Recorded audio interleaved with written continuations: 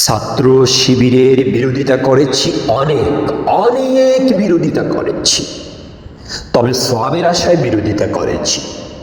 এতে আমার ভুল নেই বললে ভুল হবে না বলে আমার বিশ্বাস। তবে আজও ভয় হয়। কেন কেন ইয়া লম্বা লম্বা দাড়িওয়ালাদের বিশ্বাস করলাম? এখানে একটি কিচ্ছা বলতে হবে।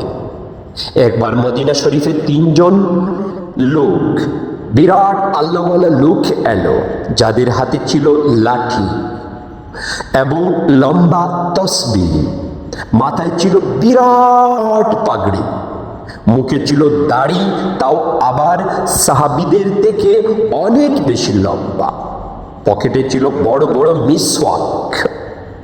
এত বেশি ইবাদত করতেন এই তিনজন লোক।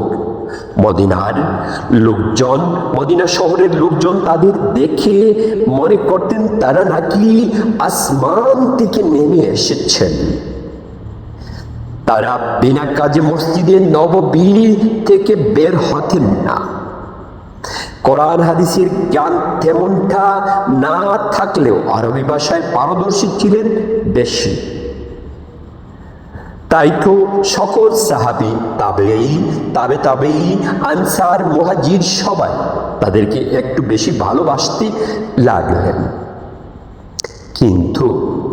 কিন্তু পরবর্তীতে জানা গেল ওরা মুসলিম নামধারী মুনাফিক, ওরা ইহুদিদের দালাল, ওরা ইহুদিদের টাকার বিনিময়ে নবী সাল্লাল্লাহু আলাইহি ওয়াসাল্লাম এর কবর মোবারক খুঁড়ে নবীজির দেহ মোবারক চুরি করতে এসেছিলেন।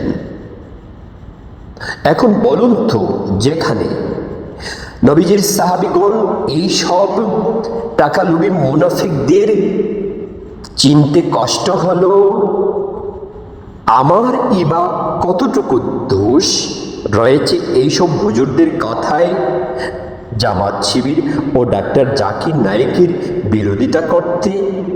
আল্লাহ পাক আমাকে ক্ষমা করুন।